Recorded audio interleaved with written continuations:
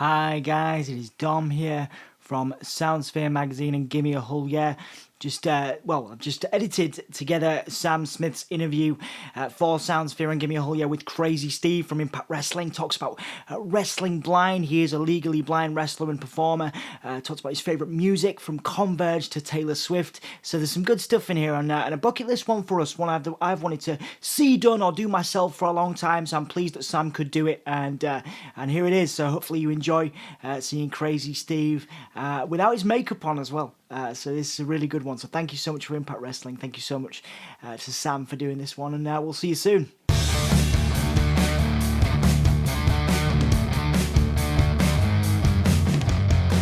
I'm all right. Wow, I've never, honestly, mate, I've never seen you without your gear on.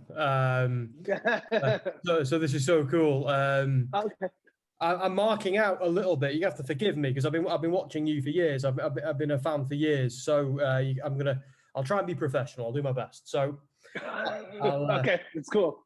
I'll get into my questions. So one thing I've always thought about you is your persona often translates so well to both being a babyface like you are now in Impact and being a heel. I wonder what's the genesis of the Crazy Steve character? So from a name perspective, it comes from Sinn Bodhi. He gave that to me in 2003 when I broke in. He was in my first match as my tag team partner. And originally, like the name Crazy Steve, I didn't like it because to me it was like Crazy Steve was like a nickname. Like you're like again, this is 2003, right? So like I'm thinking more along the lines of like I don't know, like I grew up on guys like the Undertaker, the Ultimate Warrior, Kane, like these names that like when you heard it you wanted to at least investigate. Crazy Steve sounds like the naked dude at frat parties. It does, right? I know what you mean. That's what I thought of. Like Crazy Steve would have been a character in American Pie movies, right? In my brain, that was like when I heard that name, that was my envision of it, despite what I visually saw myself as looking like as the character. I didn't think the name fit. But the names that I had, looking back on them now, I remember one of them, the name was Misery. And I'm like, oh, that's a cool wrestling name. And it is to a degree, but it has to fit the person. So, and I come to realize like, if you are going to name yourself Misery as a professional wrestler, you should at least look like, you should be, in my brain, you should be 6'7", you should be like 270 pounds, like big, ominous. When you walk, it's just, you are walking misery. Basically, Raven in ECW days or WCW. Or big, like or Kane, like that kind of size of you know what I mean? Yes, but Raven definitely being an influence there. But I'm 130 pounds, pale, no build whatsoever. Like I'm still a child. So like that name doesn't fit. And once it was explained to me, you know, like in those terms, it was like, okay, I didn't get like upset about it or anything like that, or I wasn't insulted. I was like, okay, that's good criticism. And in my first match with Sinn, I distinctly remember being on the apron and I'm waiting for that big tag and I'm jumping up and down like a lunatic. I have so much energy in me. This is my first match in front of people, and like it's with one of my heroes in Sinn Bodhi, and like it's amazing. And the crowd starts chanting, "Crazy Steve, Crazy Steve, Crazy Steve," and I'm like, oh, I get it. That's Crazy Steve. It doesn't matter what my vision of it was or whatever, it's what their vision of it was. And once they started chanting and once they started clapping, the light bulb went off in my head. Like Sinn was right. Oh, I get it now. And even to when I signed with Impact, I assumed that they were going to change the name, and they never did. And it's worked. And so, I mean, yeah, it is like that. As far as like the genesis of how it became what it is that's it right there, I guess, in a nutshell. Well, I didn't know that. Obviously, I knew about the origins of you back then, but I didn't know about the. So I suppose that fits with the persona as well, doesn't it? I think because he crazy. Well, you on him. Yeah. You're I remember your feud with LAX, with Abyss and with Rosemary. You were quite scary. That entrance, to Decay's theme, which you still have, that was actually quite frightening. I remember I had to get my nephew to leave the room at one point because I wasn't turning it off. I wanted to see how that feud finished, and I knew it was going to be a bloody match. Yeah. But so I'd like to ask you about something that every journalist asks you about. And it was that feud where I learned about your visual impairment. And I didn't know that until then. I was just a fan who watched you and didn't know. So now I think the only thing I can ask is, how on earth do you make it look so easy? Everything you do so well. Well, thank you. I appreciate that. So I don't know. Like, I get asked that quite a bit. Even like to like the person who hired me, John Gaboric, back in 2014.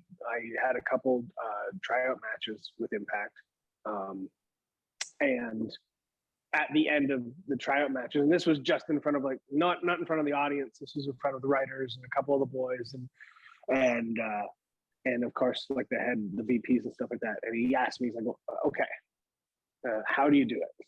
If because the whole eyesight thing, like I was born blind, like blind. And then once doctors saw that, they did what would be like considered LASIK surgery today on me, and that allowed me to see. But I've always seen this poorly, and I also have glaucoma on top of that. So I've had eye issues from the beginning, and it I don't know, it limits you, right? But I mean, you just work around that. I don't. There's no sour grapes or anything like that. It's you just figure out how to work around it, and it's that. I guess that also is part of the makeup that creates Crazy Steve, because I am going out there blind. It makes every match. I see. Obviously, it doesn't define you. There's a lot more to you and Crazy Steve than that, but it does make every banger that you have more of a banger. Because I don't know if you've ever had this comparison before. I'm sure you actually have. But my wife described you as a real life Daredevil from Marvel Comics. Yeah. I'm like the shitty version though. No, not quite. Yeah. No, like I don't have the cool powers. Ben Affleck was the shitty like that. I don't have the cool powers or anything like that. But it is, I guess, in a certain way, it is kind of like that. It's hard to compare it to anything because I've never seen well in the first place. So I have nothing to compare it to anyway, right? So I don't really know how to explain it to people other than like I'm halfway talented, but I'm more obsessed with my craft and how I perform it. Not only that, but like too, maybe a little bit of inside baseball, but like I'm also known for never like hurting any of my opponents. And like I take that as pride as well. Like I grew up on someone who like a good Canadian should. Bret Hart was one of my wrestlers that I watched growing up, and he always described pro wrestling as like he can kick you fully fledged in the face, but you'll never have a black eye or a broken nose, or he'll never kick your teeth in or anything like that. And the idea being that like we have to do this again the next day, and the next day, and the day, you know what I mean? Like, so it doesn't do us any good to smash each other's faces in to the point where you need surgery or you're getting your teeth. It happens, you know what I mean? It's already going to happen. So there's no need to do it with strikes or anything like that. And I pride myself on that in the sense of like, yes, I can't see, but if I'm with you, know that I'm going to protect you at all costs. But it also, again, comes with limitations. Again, like when it comes to dives and such and so forth, I don't catch a lot of dives. You got to make a pretty good case to me if you want me to catch one of your dives, because I will tell you, like, dude, I won't see you. Sure. One of us is going to get seriously injured, or you're going to get seriously injured, and I'm not having it on my hands. I refuse to have that, right? So it just comes down to like, being halfway talented and being more so obsessed. So practice makes perfect, like constantly in the ring, running the ropes, because I can't see them. I can't see the fans.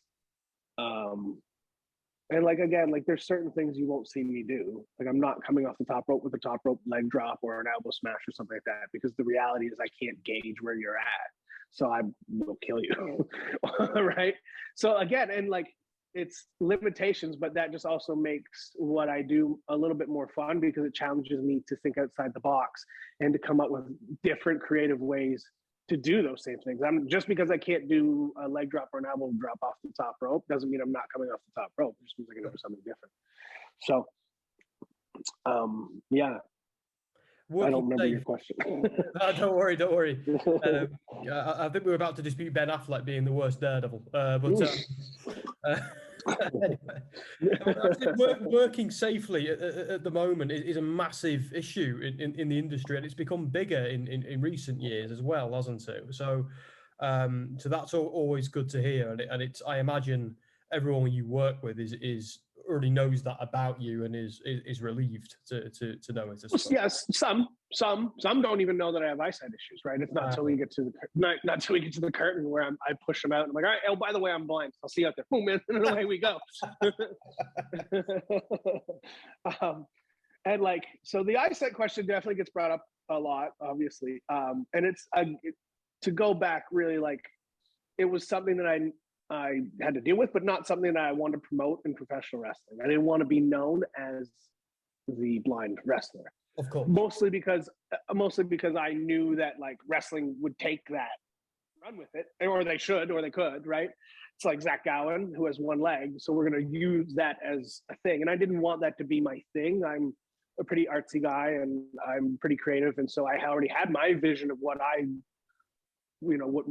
thought I should be as a pro wrestler. I didn't want it to be based off of something I was born with or I had no control over. If I'm going to do it, I want to have control over it, right? So it became, I want to be known as a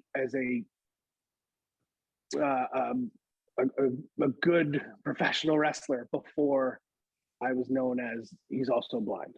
Of course. Right. So do you get anyone else in the industry telling you that they've seen you as an inspiration? Because obviously there's lots of disabilities in the wrestling industry, lots of wrestlers with them. Do you feel like you might have inspired a generation, or that you possibly could inspire more people to get into it? Yeah, I definitely have been humbled many times by not just my coworkers, but by fans who send me messages, and whether they have just gotten into professional wrestling training or they're just fans of it and they also have eyesight issues. Yeah, I've gotten many messages and people who have reached out and again humbled me as far as being inspiration. And it's crazy because like it's not this will sound weird, but it's not something I set out to do. Sure. Right. What I'm doing just happens to be what I'm most passionate about in life, and I'm able to express it to an audience. And if you, the audience, get inspired based off of my story or a match or whatever, and it just that's the beauty of it. I think that's the magic of it, because I didn't set out to do that. You didn't tune in to become inspired. It was this magical thing that happened, and that's one of the coolest parts about the job, if not the coolest part. I think I guess the music industry would be similar in that sense. If you hear a song that inspires you and like you don't have any necessarily connection with that artist besides the fact that you listen to their song, like that's, again, I guess that's the one comparison I could make that makes sense in this moment as far as what makes those professions super special. I'm glad you brought that up, because my next question leads quite nicely into my next question, which is one we Soundsphere, we started out as a music magazine, so we and the only reason we cover wrestling is because we're massive marks. So we've kind of thrust that onto our audience, and they're right on. Do it. It's worked. So what inspires you outside of the ring? Who is Crazzy Steve in terms of inspiration? It could be movies, music, family. What gets you, like, turned on outside of the ring, as it were? Yeah, so like it's definitely an amalgamation of all of those things, right? As far as like music, art, movies, or media in general, like I steal everything or bits and pieces from everything that create Crazzy Steve. So like I guess, well, music, like my music taste ranges from everything, honestly. I didn't at first, like in high school or whatever, I was definitely the metal kid. And I still am kind of that to the majority of like what I listen to, but I've got everything from Taylor Swift to Guns N' Roses to Converge, to, you know, everything in between and then some. So it really depends on the mood I'm in as far as like what I'm going to be listening to or whatever. If I'm in the gym, which is I usually am, you know, 5 to 6 days out of the week, so that's where I consume a lot of my music, and that's going to be mostly like metal and metalcore and hardcore and all of those core bands, because I just generally like listening to that. And then for movies, it ranges from everything, right? I don't really watch TV a lot. I know there's a million awesome shows on HBO and Hulu and Netflix and everything like that, and I can't sit down long enough to watch them all. I just can't do it. I can't be bothered. So when it comes to TV, I don't really consume a lot of it. But movies, I mean, since it's recent, I just watched Terrifier 2 last night. And then I watched it in the theaters when it came out, and then I watched it again last night with some friends. And that's a fantastic film. So this time of year, definitely horror movies are in my watch list. You know, where like throughout the year, it can range from anything. It just really depends on the director or what kind of mood I'm in. 100%. I've got one last question for you. Yeah. I think it's an important one because I'm conscious we've only got a couple of minutes. So you've been with Impact a while now, on and off. Do you consider the company Impact your home these days more than anything? Oh, yeah, absolutely. Yeah, for sure. Even like when I left the first time, I still think I would have considered it my home, right? Because it was never, when I left in 2017, it wasn't like it was on bad terms. No. Everything was fine. And even more so now, because like in 2022, the company is run by Scott D'Amore right now, and like I grew up, as far as me being in the professional wrestling business, I grew up on Scott D'Amore and with Scott.